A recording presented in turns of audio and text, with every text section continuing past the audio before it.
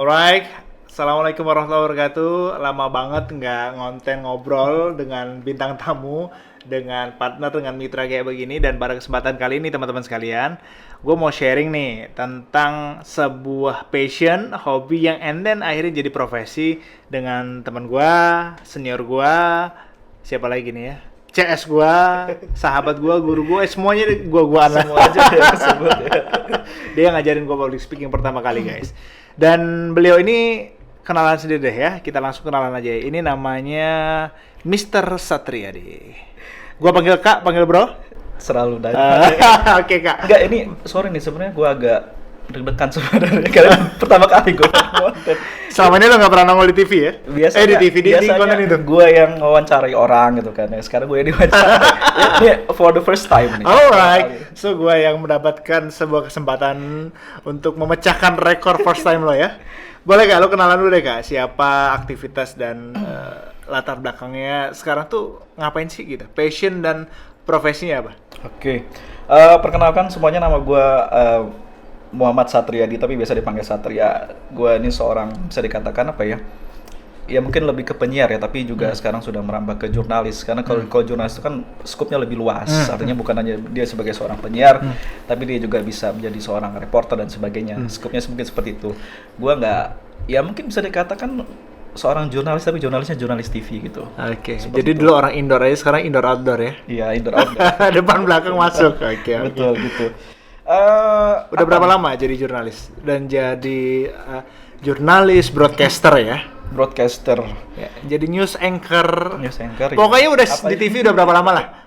Kalau untuk di TV itu gue masuk di pertama kali masuk di TV itu di tahun 2011. 2011 akhir sampai sekarang masih bertahan. Jadi ya kurang lebih sekitar 10 tahun lah sudah ada. Wah, luar biasa. Iya. Jadi beliau ini, teman-teman sekalian, adalah seorang news anchor. Awalnya news anchor kan? Awalnya news anchor. News betul. anchor and then jadi broadcaster di situ. And then sekarang tambah lagi news reporter gitu ya. Iya, iya. Jadi jurnalis dan itu di TV BUMN. TV plat merah. Ya, TV plat merah betul. Dan gue ingat betul, kan gue ikut seleksi dulu kan awalnya. Wah, it's very hard zaman dulu ya. Iya, iya. Zaman kita seleksi dan ingat ya, kita pernah masuk lamaran di TV swasta nih, kita nggak dibaca-baca, nggak diundang. Jadi beliau ini senior gue di radio dulu, jadi gue pernah jadi anak radio. Dan beliau yang ngajarin gue sampai malam, ingat ya lo? Iya. Jadi awal lo ngajarin gue, kita tuh nurunin pemancar. Iya, itu jam nurunin pemancar. 10:30 kalau nggak salah. Betul. Selesai 10:30 dan gue baru bisa mainin mixer, belajar jam 11. Iya, Kita lu tidur jam cuap-cuap 12:30, sampai- jam iya, 1. iya. Thank you very much untuk ajaran lo dulu Kak.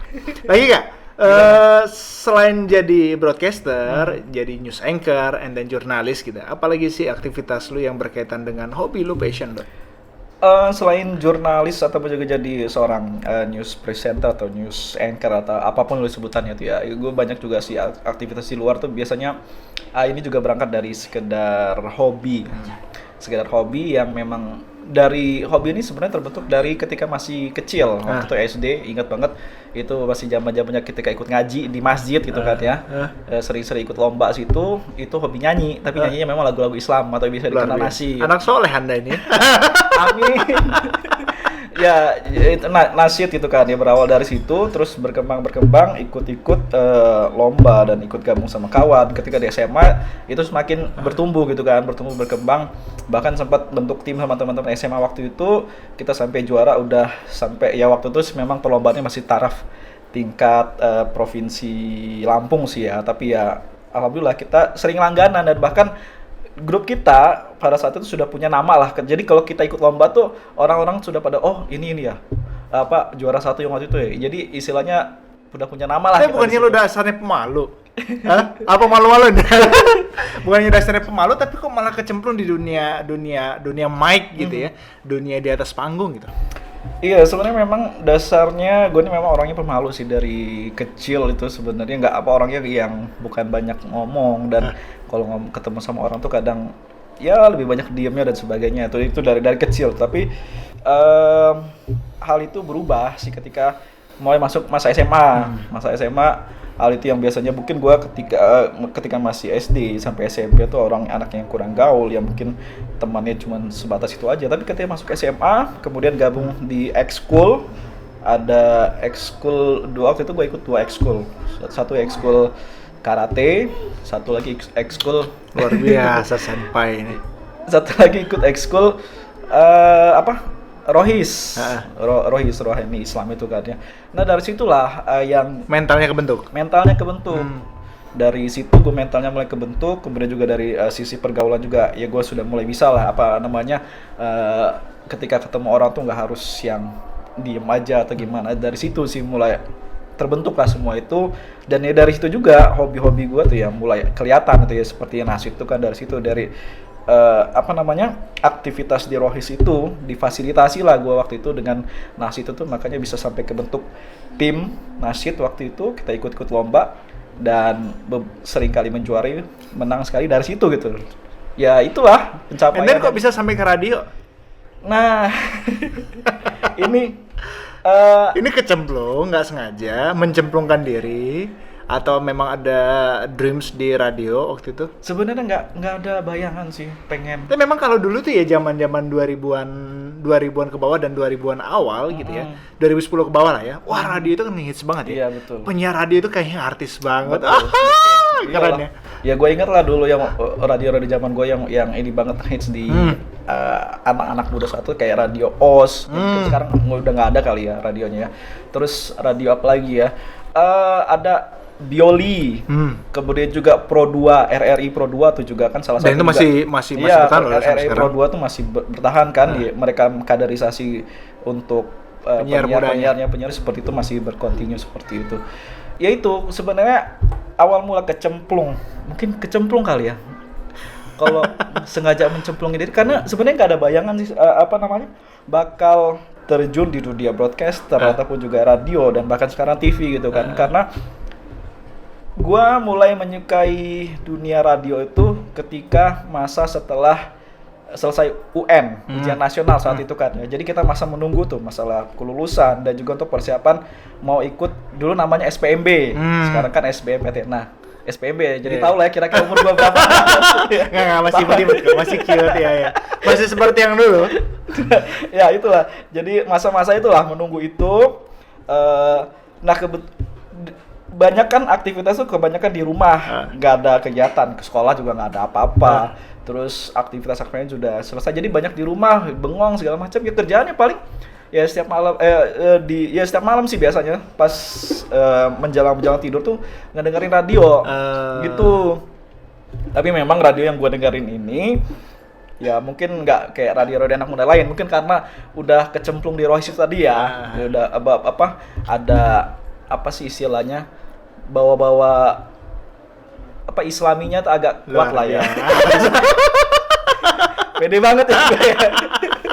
Ya ada jiwa-jiwa Islami itu agak kuat, jadi memang gue lebih cenderung dengerin radio-radio yang nuansanya Islam. Ada dulu kan MKFM kan di. Oh, lagi rame-ramenya zaman itu ya? Di Lampung kan waktu itu. Sekarang udah nggak ada kan radionya. Terus ya paling sering banget itu untuk dengerin. Kalau MK itu biasanya memang dengerin kayak tausiah gitu kan, atau ceramah-ceramah gitu. Kalau satu lagi ada namanya Radio. Atau dulu tuh dikenal namanya Albayan. Ya itulah, tahu lah ya, lu juga lo misalnya kan. Radio 101,1 FM lah ya. Di Avantgarde Station. Udah kayak siaran. Jadi dengerin itulah masa-masa setelah UN selesai, nggak ada kerjaan, menunggu SPMB, jadi hobinya memang dengerin radio lah ya. Situ dengerin tausiah ataupun juga ceramah, terus dengerin nasyid itu, musik-musik Islami itu kan ya. Dari situ kok jadi senang gitu kan dengerin radio. Kayaknya kadang sering ngebayangin itu orang-orang cuap tuh gimana sih bisa sampai kayak gitu kan ya. Kadang ketika setelah dengerin radio, kadang gue tuh iseng cobain ngomong sendiri, ngikutin gayanya si penyiar itu kan. Radio 101,1 itu ngomong sendiri tuh di kamar tuh ketika ini udah gini lah. Pokoknya gue coba mengaplikasikan apa ya, mencoba menjadi penyiar lah saat itu kan. Memodel gitu. Ya memodel atau apalah istilahnya seperti itu.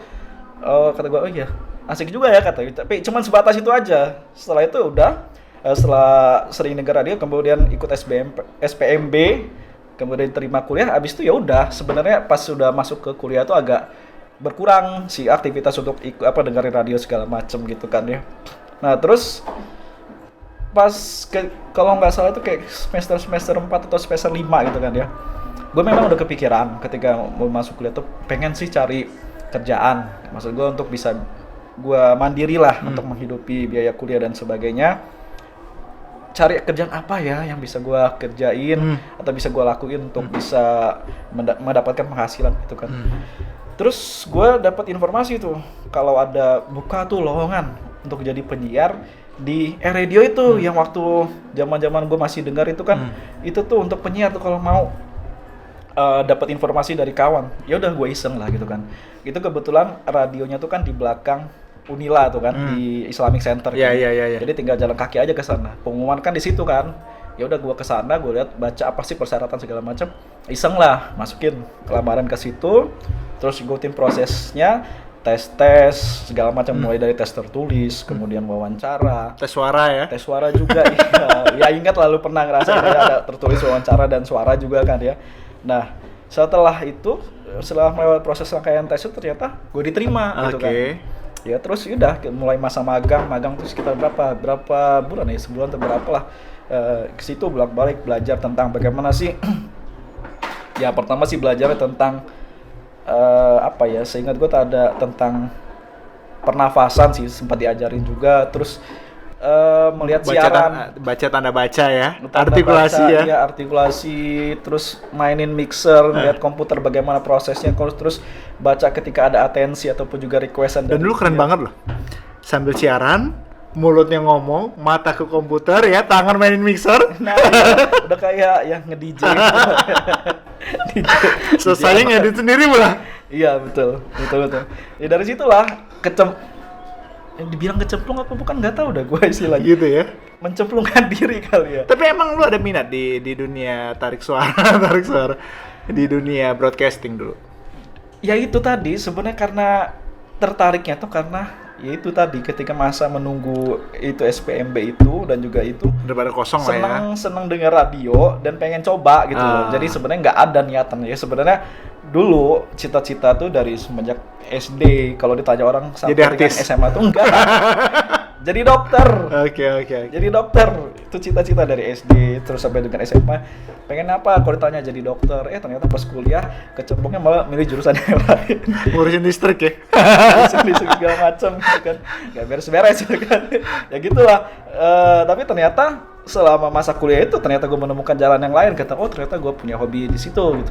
Bukan hobi sih ya, nggak tahu. Mungkin bahasanya kayak menemukan bakat kali ya di situ kali ya. Jadi akhirnya ya itu mulai kecemplung di dunia broadcaster ketika zaman kuliah di radio dulu pertama kali seperti itu. Oke, nah kalau itu kan mungkin latar belakang lu Kak, proses sampai ketemu profesi sebagai broadcaster, news anchor dan lain sebagainya. Nah sekarang pertanyaannya nih, kalau misalkan lu harus mengulangi tahapan itu, kira-kira lu mau mulainya dari mana?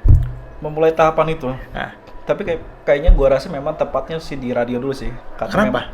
Kenapa? Karena memang butuh ini sih, karena ternyata TV itu sebenarnya bukan hanya modal kita bisa tampil secara fisik aja, tapi dalam hal pengolahan suara juga ternyata diperlukan juga di situ kan. Bagaimana jadi harus buat suara yang berbeda.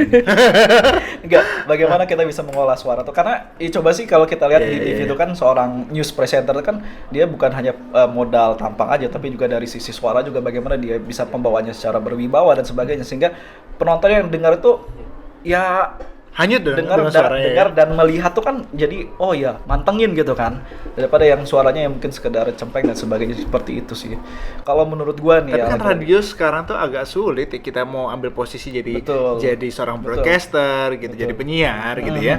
Nah terus latihan lainnya menurut lo gimana kalau lo harus mengulangi di zaman sekarang gitu, kalau lo back to Sweet 17 gitu. Sweet 17. Ya memang kalau sekarang sih memang nggak bisa sih, memang karena radio sepertinya sudah mulai ditinggali sih sama orang, apalagi sekarang banyak media ya, bukan hanya radio kan. Istilah dan sekarang podcast juga memang dari secara suara kan ada podcast terus apalagi gitu ya. Tapi kalau untuk radio memang agak sedikit ketinggalan, walaupun sebenarnya masih ada orang-orang yang mendengarkan radio dan juga bergabung di radio itu. Kalau menurut gue sih memang tetap sih faktornya melatih suara itu sih, ya mungkin bisa dengan belajar teknik olah vokal dan sebagainya, karena itu memang penting juga sih sebenarnya untuk seorang news presenter. Seperti bahkan kan sekarang profesi untuk olah suara itu kan ada namanya voice over kan. Iya. Dan itu lagi tren. Betul, voice duitnya over gede loh. Lumayan. Yang pemula aja voice over itu bisa gopek loh. Iya. Dan zaman kita di radio dulu kita ngerjain voice over mulu kayaknya. Betul. Bukan gua sih, gua nggak pernah voice over. Jelek suara gua. Suara lo yang sering jadi voice over. Dan ngedit ya. Oke Kak, sebelum lanjut ke tahapannya, gua kan lu ini selain sebagai orang media gitu ya, ada freelance lain atau job site yang lain yang dikerjain, dan itu populer juga, yaitu menjadi menjadi host di acara non formal, kadang jadi MC di acara nikahan atau di acara-acara pejabat gitu kan. Seru nggak sih? Itu seru, seru? jadi seorang MC di acara-acara itu memang sebenarnya bagian juga sih. Ternyata kalau kita sudah terjun ke dunia broadcast itu memang ini salah satu bisa dibilang manfaat ataupun juga cabangnya dari itu, ternyata memang bisa ngarah ke MC ataupun juga host dari acara-acara off air. Dan kan? itu side effect sebenarnya ya. Betul, side effect sebenarnya itu dari dari adanya kita tampil di TV ataupun juga menjadi seorang broadcaster itu kan. Sekali MC itu berapa sih budgetnya rata-rata ya? Kalau klasternya, biasanya ngukur klasternya gimana? Apakah karena usia dia di profesi tersebut, popularitas, atau gimana sih biasanya? Kalau melihat sih yang sekarang tuh memang lebih kepada popularitas dan juga ukuran pengalamannya sih. Jadi kita memang bisa melihat rate-nya di situ. Karena memang kan sekarang kan banyak ya, udah bertumbuh tuh MC yang talent muda juga sudah banyak gitu kan. Memang rate-nya mereka berbeda dengan orang yang memang sudah di profesional kan, yang memang sudah lama, sudah banyak dikenal orang. Itu memang rate-nya akan berbeda dengan yang mungkin baru memulai. Termasuk event sih ya, MC formal dan MC non formal ya. Nah, rate-nya kira-kira berapa kalau dibagi klaster nih? Kalau untuk yang kelas pro itu sekarang sih rata-rata kalau untuk di Lampung ya, kelas di Lampung tuh sekitar itu mulai dari 2 sampai 5 juta ya? 2 jutaan. Dari 2 jutaan ya itu mulai dari. Per satu kali MC. Per satu kali biasanya MC 2 jam gitu ya. Ya itu per satu kali MC ya, tarifnya kalau untuk di kelas Lampung sih rata-rata itu minimal 2 juta. Kalau untuk Jakarta tuh beda lagi, dan atau daerah-daerah lain beda. Apalagi kalau host TV ya. Seger ya. Oke. And then kalau pemula biasanya di budget berapa? Mungkin 300-500 ribu kali ya? Iya, budget pemula tuh biasanya sih range-nya sih di itu sih 500-an itu lah ya. Ada juga 2M sih. 2M. Makasih Mas. Itu mungkin baru pemula banget. Dan itu tapi it's okay, itu kan jam terbang kan. Betul. Ya. Jam terbang itu nggak membohongi. Hukum 10.000 jam terbang itu wajib dipenuhi. Betul. Millennials nggak bisa mau tiba-tiba muncul ya. Gue juga begitu kan mentalnya. Kita juga begitu sebagai millennials. Dulu kan pengen jadi ya di awal-awal kita mau berkarir gitu ya, baik sebagai trainer ataupun sebagai public speaker di bidang yang lain. Tapi ternyata hukum 10.000 jam itu membuat kita makin bijak ya, makin paham. Betul. Ternyata gue kacrut banget ya zaman dulu. Dan gue sok-sokan banget awalnya seharga ini gitu ya. Iya. Oke. And then kalau jadi MC profesional gitu, ataupun MC bukan non profesional ya, MC formal dan non formal gitu, ratingnya atau budgetnya beda lagi tuh. Lebih gede di mana? Formal non formal? MC formal biasanya. Formal ya. Formal. Apalagi MC di acara gubernur. Betul gitu ya. Singkat-singkat, tapi kalau sudah hadirnya kayak menteri dan sebagainya itu memang. Atau ya wedding juga termasuk MC formal kan, karena juga banyak, itu juga beda rate-nya dengan yang MC yang non formal yang mungkin event-event. Tapi wedding juga harus bisa style non formal juga loh, dia mixing loh sekarang stylenya kan. Betul. Habis nikahan orang langsung resepsi itu pasti non formal. Biasanya dia bergelantung sama eventnya juga, enggak sih? Iya nggak sih? Bisa jadi tergantung juga eventnya seperti apa. Tapi ya mungkin bisa dikatakan semi formal lah ya kalau untuk MC wedding ya, karena memang dia ada acara yang memang formalnya, kemudian setelah itu kan ada dia lebih ke non formal seperti ya mungkin masalah hiburan dan sebagainya gitu. Kalau jadi penyiar TV, asik nggak buat diri sendiri? Gue juga ngerasain kan, kita pernah di brand yang sama 2 kali ya kita ya. Kalau yang pertama gue seleksi, tapi kalau yang di TV gue nggak seleksi, gue terpanggil dan dipanggil kan. Agak keren kan gue dibanding. Ya, sombong sekali Anda ya. 2 tahun loh gue di situ dan gue terpanggil lah. Okay. Dan gue selama 2 tahun hanya paling 3 kali ketemu lo di kantor yang sama. Karena jadwal kita beda. Iya, dan itu ketemunya secara tidak sengaja, dan kalau bisa disengaja lo nya kabur duluan. Balik ke penyiar TV gitu ya, ke sebagai newscaster. news anchor gitu ya dan lain sebagainya. Kira-kira itu menjadi profesi menjanjikan nggak sih buat milenial sekarang? Kalau di Jakarta jelas bergengsi kan gitu ya, tampil di TV. Tapi kan itu dulu gitu. Sekarang apakah dia masih punya privilege, punya posisi yang menarik gitu? Iya, seorang penyiar TV itu tetap mempunyai sesuatu yang menarik dan juga privilege, dan bahkan bisa dikatakan juga profesi yang menjanjikan sih apabila memang orang tersebut dia fokus dan juga apa namanya benar-benar serius di menekuni menjadi seorang penyiar TV, karena memang banyak sih dia didapatkan manfaatnya dari situ kan, dari terutama kalau di TV gua sendiri kan memang acara gitu dibagi dua. Ada yang acara yang sifatnya hiburan, kemudian juga ada yang memang sifatnya news ataupun juga berita atau istilahnya program dan news kalau di TV gua tuh kan ya. Kalau untuk yang kebetulan kan gua di news ya, memang dari awal ketika masuk di radio pun juga gua memang ya mungkin karena pembawaan gua dan sebagainya yang ya mungkin karena sebelumnya style lo memang news ya. Iya, Gue inget style kok news. siaran pertama lo pakai dasi warna apa dan dipoto-foto sama mak gua. Iya, style gue memang bawa news. Orang yang menjadi seorang penyiar TV ya, terutama kalau gue di bagian news tuh manfaatnya apa banyak apa gitu. Terutama kalau dia sudah benar-benar menekuni itu, dia bisa membawakan suatu program acara kayak seperti talk show segala macam. Itu dia bisa ketemu dengan orang-orang yang setingkat pejabat, bahkan sampai menteri dan sebagainya. Dan itu di situ dia bisa membangun sebuah link hubungan komunikasi dengan mereka-mereka seperti itu. Jadi itulah artinya penyiar TV itu bisa tetap mempunyai privilege seperti itu. Berarti banyak kontak pejabat dong dia lo. Gua bajak nih. Nah, kalau untuk yang program juga sama sih sebenarnya. Program tuh yang sifatnya hiburan. Kalau di TV gue memang program kita tuh bukan hanya sekedar musik ya, tapi juga dia melihat kayak apa sih, mengekspor suatu daerah atau desa juga. Dari situ juga kita bisa loh membangun jaringan atau juga komunikasi dengan orang-orang yang kita hubungi untuk saya pengen dong syuting tentang daerah ini. Jadi secara otomatis kan kita harus berkomunikasi dengan yang ada di daerah itu segala macam. Intinya gitulah. Artinya kita juga bisa membangun link atau komunikasi dengan orang-orang yang selama ini mungkin kita nggak pernah membayangkan akan bisa kenal dengan mereka gitu. Dan gue merasakan kok, gue masih punya banyak kontaknya. Nah, kan, pernah jadi bintang tamu gue dan iya. gue masih kontakkan. Dan gue Betul. dapat bisnis dari situ. Itu dia.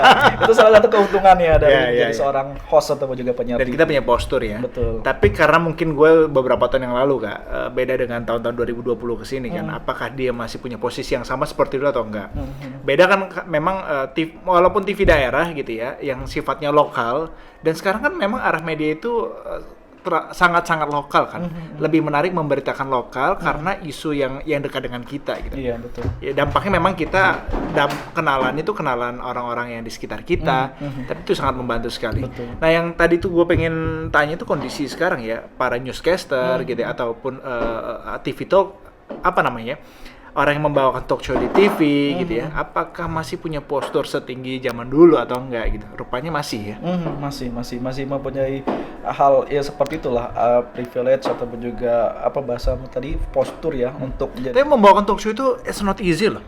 Memang nggak mudah, dan gua baru menemukan apa namanya, istilahnya bukan pakem ya, ritmenya itu baru beberapa tahun belakangan ini. Padahal gue sudah terjun di dunia talk show ini sudah cukup lama lah ya, dan bahkan gue sempat diberhentikan dari program talk show karena dinilai gue membawakan talk show itu agak kurang berkembang dan sebagainya segala macam itu. Sempat gue Karena kita tuh dipaksa ya riset bahan, riset pemateri itu siapa, ya kan harus tahu pemateri. Betul. Padahal cuma 30 menit, mungkin 60 menit, tapi kan dipaksa tajam gitu. Kadang pertanyaan di cue card kita gitu, itu juga nggak tajam-tajam amat kan? Iya. Hanya pertanyaan sampingan doang kan? Dan kita yang harus kembangin pertanyaan itu sendiri kan? Betul ya, contohnya kayak di nasional tuh kayak apa, tayangan Najwa Shihab ya, siapa sih nggak tahu Mata Najwa, atau mungkin kalau kayak di mana tuh, di RCTI, di Kompas ada Aiman apa sih, ada Aiman apa gitu kan ya, itu Rossi, ada Rossi apa segala macam tuh, itu mereka bisa seperti itu di belakang layar tuh luar biasa, orang-orang yang luar biasa, dalam artian bahwa riset dan semua informasi atau juga data tuh benar-benar dicari sedemikian rupa, disetting sehingga akhirnya bisa menghasilkan tayangan yang seperti itu. dan si ini ya si pembawa acaranya atau yang membawakan talk show-nya juga dipaksa ya Iya, untuk betul. berpikir tajam. Betul, mau nggak mau harus belajar. Dan memperhatikan si pembicara gesturnya, ucapannya di mana hal yang harus digali diperdalam ya. Wah, itu nguras keringet loh walaupun 1 jam. Betul, Serius ya? betul. Dan nguras mental. Kadang ada pertanyaan yang harusnya ditanya nggak keluar Iya, dan segala betul. macam ya. Dan kadang hal itu menjadi suatu masalah juga kalau kita dikasih tema dari produser kita nih. Ini sering kali sih di TV gua dikasih tema mendadakan, kadang bahkan baru dikasih tau kayak 1 hari sebelumnya. Temanya kadang aneh dan apa sih maksud gue nih. Disitulah kemampuan seorang penyiar tuh harus gimana dia caranya meng-create, terus bisa membuat talk show itu tetap berjalan walaupun mungkin lu secara informasi, data dan sebagainya macam kurang. Disitulah diuji sebenarnya seorang penyiar tuh untuk kreatif dan sebagainya lah situ. Jangan banyak-banyak dulu kita bongkar tentang kepenyiaran. Nanti gue tergoda untuk membongkar. Oke, nah ini makin seru Kak. Kayaknya nggak cukup dengan series 1. Series terus ya. Iya, jadi Boleh udah sih. kayak sinetron zaman dulu ya, banyak seriesnya. Nah, sekarang biar gampang aja nih buat teman-teman yang mau mulai berkarir sebagai yang dia punya passion ya, utamanya passion dan hobi dulu nih. Hobi ngomong, dia tertarik pada bidang public speaking, dia suka ngomong sendiri atau dia ngomong nggak bisa berhenti gitu kayak ember ya, ngeluarin air mulu. Terus dia harus mulainya dari mana? Kan ada banyak sekali ya potensi cuan, karir dimulai dari hobi kita. Kalau hobinya misalkan dia ngomong gitu ya, hobinya public speaking, dia bisa jadi MC, jadi apa namanya broadcaster, newscaster dan segala macamnya gitu ya. Bahkan podcaster, jadi seorang vlogger juga butuh public speaking kan Iya, gitu ya. betul. Nah, sekarang kira-kira ya kalau mulainya formal aja gitu, jadi MC, jadi pembawa acara, jadi pembawa talk show, jadi penyiar TV gitu ya. Dia harus startnya dari mana dan apa yang harus disiapin oleh anak muda nih? Iya. Anak tua harus jawab. Satu ilmu, ilmunya tentunya. Kita harus cari tahu dulu bagaimana itu namanya menjadi. Kalau misalnya memang mau fokus di MC, bagaimana sih menjadi seorang MC itu? Cari. Sekarang banyak sekali referensi. Lu bisa googling ataupun juga cari buku-buku tentang itu. Bagaimana sih menjadi seorang MC, MC formal seperti apa dan sebagainya. Itu yang pertama kalau kata gua rasa itu ilmu dulu. Kita cari tahu dulu seperti apa. Termasuk juga untuk masuk menjadi seorang penyiar TV dan sebagainya itu perlu cari tahu dulu seperti apa Ilmunya sih ilmu profesi. tentang apa ini? Tentang profesi itu? Ilmu tentang profesi Berarti itu. professional knowledge gitu ya? Iya, Oke. professional knowledge. Yang kedua latihan. Mau nggak mau, kalau lu masih pemula sekali dan baru mau terjun, itu latihan itu adalah salah satu kuncinya. Kalau memang lu pengen terjun ke situ. Latihannya gimana? Latihannya bisa dimulai ya dari kayak bagaimana sih cara mengolah vokal, teknik vokal dan sebagainya. Itu bisa ya, lu dapatkan ya itu tadi dari ilmu tadi baca atau mungkin lu bisa ikut pelatihan yang ada gitu kan ya. Pelatihan public speaking ataupun juga mungkin pelatihan yang memang langsung menjurus ke pelatihan MC. Banyak kan sekarang yang sudah mengadakan seperti itu. Tapi memang di masa pandemi ini kan memang agak berkurang ya seperti itu, tapi kita bisa tetap mendapatkan secara pelatihan online dan sebagainya dari situ. Dari situ pelatihan apa? Yaitu stepnya cari ilmunya dulu, kemudian yang kedua adalah latihan. Dan yang ketiga ya baru take action atau terjun langsung ke situ, dicoba. Dan lu kalau memang mau berhasil ya mau nggak mau harus terjun. Lu mau tahu sejauh mana kemampuan lu sampai sejauh apa lu bisa, ya mau nggak mau lu harus praktekin. Karena memang latihan itu sebenarnya akhirnya menyempurnakan ya Betul. skill yang kita miliki. Nah, pertanyaan durasi latihannya bagusnya berapa lama? Durasi latihan Seminggu berapa kali atau gimana? kalau untuk olah vokal itu sih, kalau yang dari yang pernah gua dapatkan itu dari video ada seorang voice over itu ya, ada dia latihan untuk bagaimana mengolah vokal tuh. Bagusnya sih katanya setiap hari itu sekitar 15 menit. Ya, setiap hari sekitar 15 menit itu yang pernah gua lihat tuh videonya tentang bagaimana sih cara kita untuk mengolah vokal di setiap pagi itu. Iya. Setiap pagi kayak bangun tidur atau pokoknya istilahnya kita belum terlalu tercemar lah dari makanan atau apa katanya. Itu kalau menurut ini ya, menurut yang pernah gua tonton videonya seperti itu, setiap hari 15 menit di pagi hari mengolah vokal dengan teknik mungkin dari pernafasan, kemudian mengeluarkan suara segala banyak lah itu tekniknya seperti itu. Betul. Ternyata untuk profesi apapun itu ada banyak sekali behind the scene-nya ya, Betul. yang harus kita siapkan. Iya. Tapi itu semua sebenarnya mudah ya Kak ya. Kalau kita memang punya goals, ada sesuatu yang mau kita capai di situ, di era keterbukaan sekarang. Iya. Everyone itu bukan lagi citizen journalism. Zaman dulu kan semua penyebar berita. Udah berubah jadi everyone is broadcaster kemarin tuh. Penyiar, live streaming. Iya, Tapi iya. sekarang everyone is new media gitu, media baru. Maka dari itu semua orang juga punya kesempatan sebenarnya kan. Iya, betul. Pertanyaan menarik kagak lo di depan kamera atau di depan publik kan? Oke deh. Thank you nih Kak Satria obrolannya hari ini, dan kita akan banyak bahas next time tentang profesi MC-nya sendiri, gimana, latihannya gimana, dan lain sebagainya. Thank you. Sehat terus, dan gue lupa nih kasih tahu nih. Gimana? Kak Satria ini salah satu hal yang membangun ya guys, membangun karakter pribadinya adalah beliau ini sabuk hitam Aikido ya, jadi belajar Aikido sama dia ya.